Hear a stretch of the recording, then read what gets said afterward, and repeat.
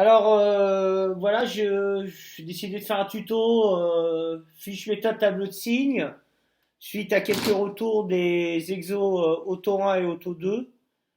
J'ai vu ce que vous avez fait. Il y a quand même quelques petites lacunes peut-être à revoir. Alors avant de faire les tableaux de signes, j'ai vu des erreurs qui m'ont paru un peu graves. Il faut peut-être revoir ça. Alors les équations du type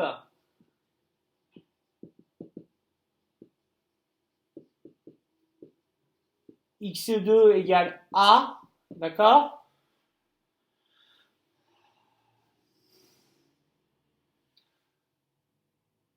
Par exemple,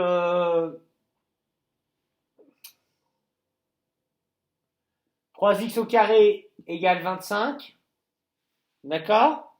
Alors là, je vais diviser par 3,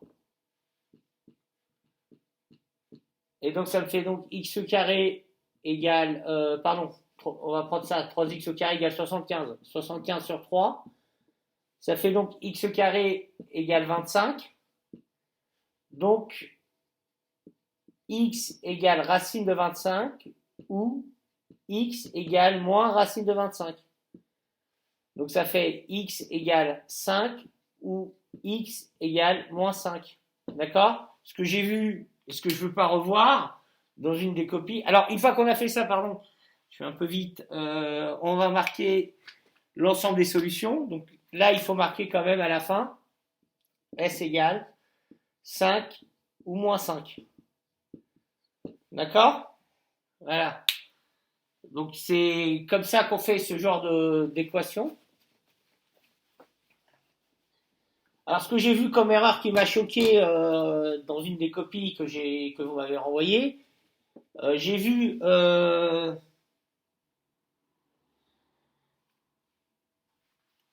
avez x au carré égale 4x au carré égale 16. Donc x au carré égale 16 sur 4, d'accord, ça va. X au carré égale 4, donc x égale 4. Ah non, ça va pas.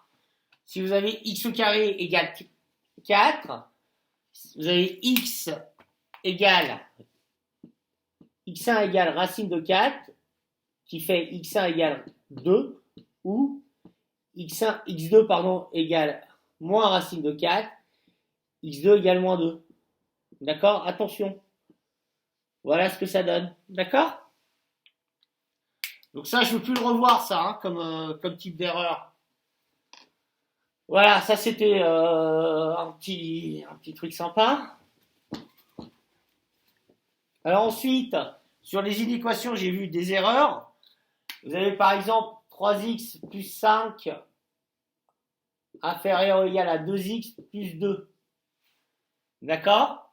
Donc là, quand vous avez une inéquation comme ça, vous passez les x d'un côté, les chiffres de l'autre. Mais attention, quand vous faites passer quelque chose de part et d'autre du signe inférieur ou égal, ou quand c'est une équation, c'est la même chose, vous changez le signe. D'accord?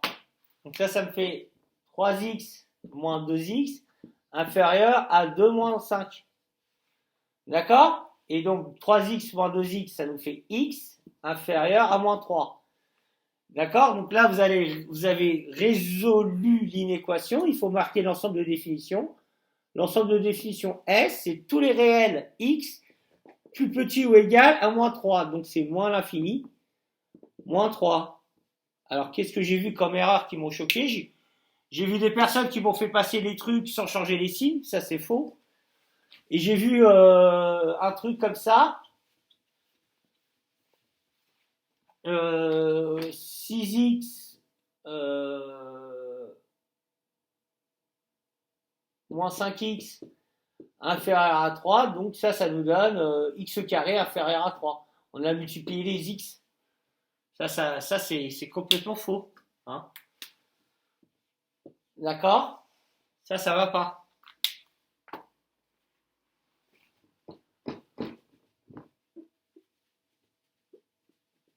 Alors, on a un tableau de signes.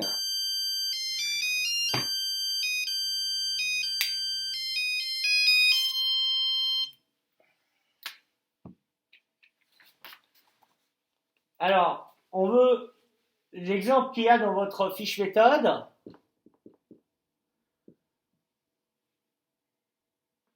C'est moins 3x plus 4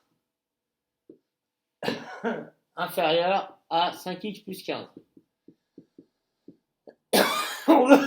Pardon. On veut étudier le signe de ça. D'accord? Alors pour cela, en haut, on nous dit que le produit de deux nombres de même signe est positif et le produit de deux nombres de signes différents est négatif. Donc, ce qu'on va faire, c'est que on va étudier le signe de ça, indépendamment des uns des autres. Alors, moins 3x plus 4 est négatif. D'accord? Alors, je passe le 4 de l'autre côté. Ça me fait moins 3x est inférieur à moins 4. D'accord? Ici, je vais diviser à gauche et à droite par moins 3. Attention, je divise par un nombre négatif. Donc, ça me fait... Alors, qu'est-ce qui se passe? Moins 3x... moins 4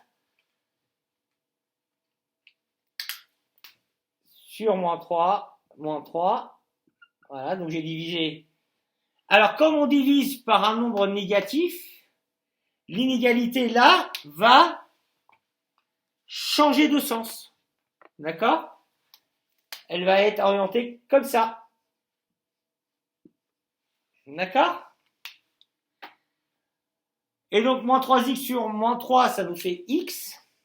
X supérieur à moins 4 divisé par moins 3. Moins sur moins, ça fait plus, ça fait 4 tiers. D'accord? Ensuite, on a 5x plus 15. On va étudier le signe de ça. Donc, ça me fait 5x est inférieur à moins 15. J'ai passé le 15 de l'autre côté. Et donc, ça me fait 5x, je divise par 5, inférieur à moins 15 sur 5. Et donc, ça me fait x inférieur à moins 3. D'accord? Ok? Alors là, je vais pouvoir faire mon tableau de signes. Dans le tableau de signes, je vais mettre les valeurs 4 tiers et moins 3.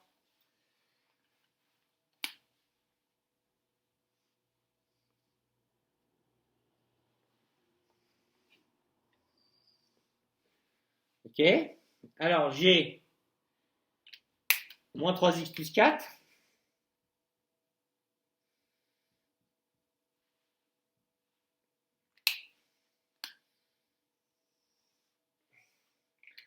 Ensuite, j'ai 5x plus 15.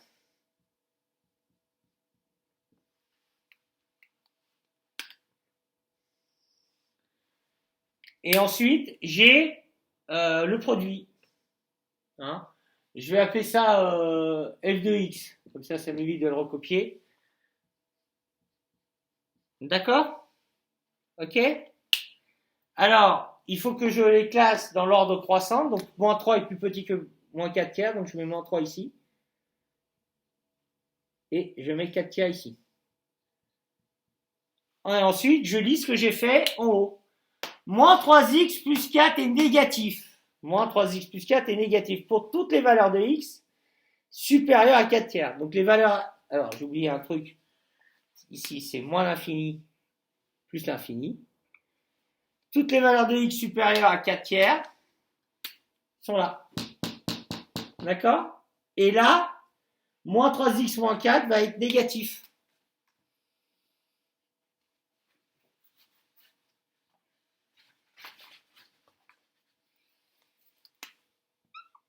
D'accord? Ici, ça fait 0. Et ici, c'est positif. D'accord? C'est ce que ça veut dire, ça. 5x plus 15 est négatif pour toutes les valeurs de x inférieures à moins 3. Donc ça, c'est négatif pour tout ce qui est inférieur à moins 3. Donc tout ce qui est là.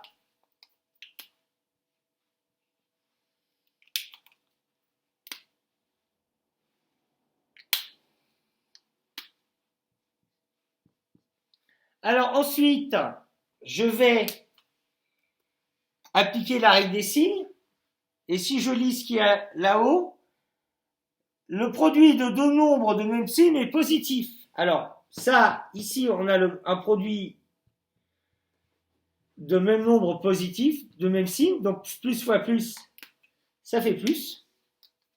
Et un produit de signes différents est négatif. Alors là, les signes sont différents, ça fait moins, moins, avec les zéros ici. Voilà comment on fait un tableau de signes.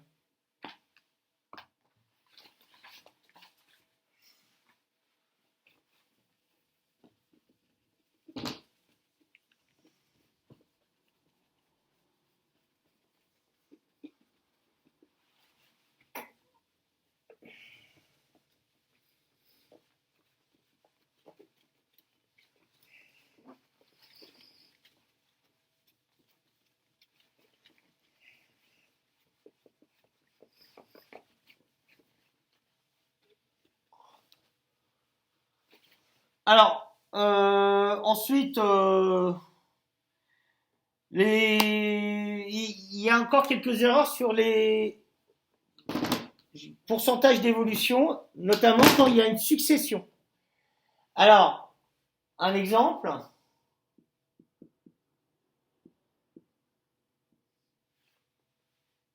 Un article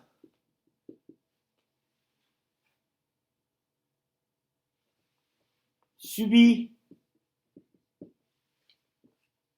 une hausse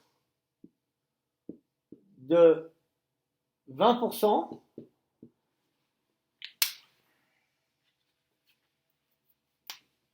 puis une baisse de 10%. D'accord? Calculer le taux d'évolution global.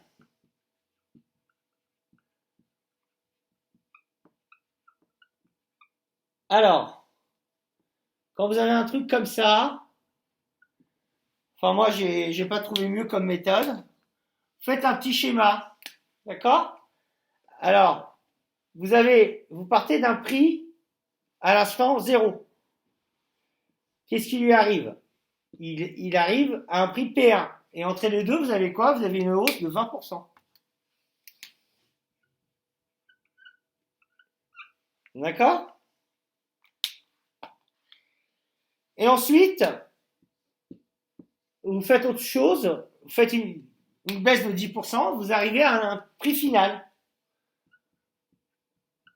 D'accord? Donc là, le plus 20%, on va le traduire en coefficient multiplicateur, je vais appeler ça CM1.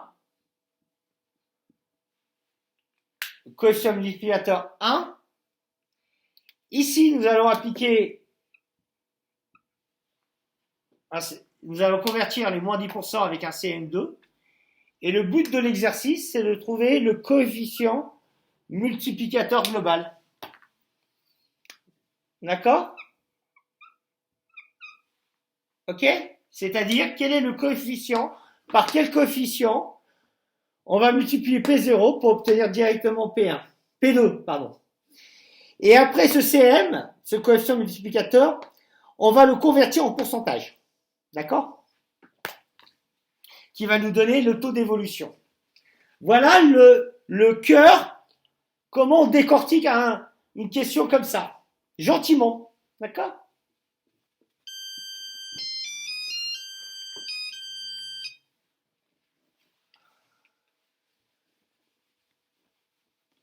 Alors,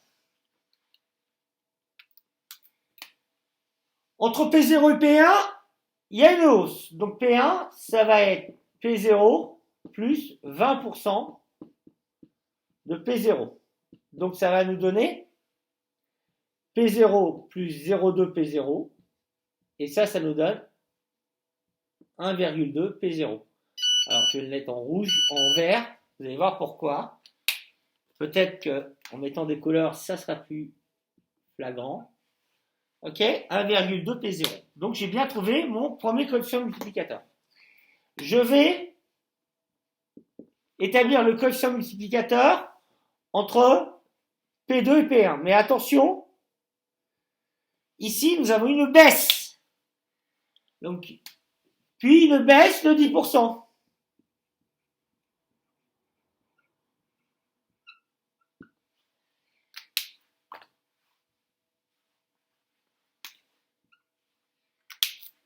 Et donc là, ça nous fait P1 moins 0,1 P1. Et donc ça nous fait 0,9 P1.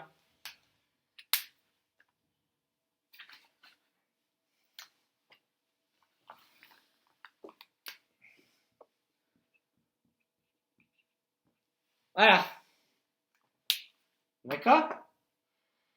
Donc là, on a une relation entre P1 et P0. Là, entre P2 et P1, nous, ce qu'on aimerait avoir, c'est directement une relation entre P2 et P0. Ici. Donc, je vais remplacer P1, là, parce que là, c'est comme s'il y avait un froid entre les deux. Ça, par ça. Parce que là, j'ai P1 égale 1,2 P0. Et donc, ça me fait P2 égale, alors, je le laisse qui est en rouge, 0,9 multiplié par 1,2 P0. D'accord? Et ça nous fait 1,08 P0. Vous voyez? Là, j'ai une relation entre P2 maintenant et P0. Et donc, quel est le pourcentage d'évolution globale? Alors, multiplié par 1,08 revient à faire quoi? Revient à augmenter de 8%.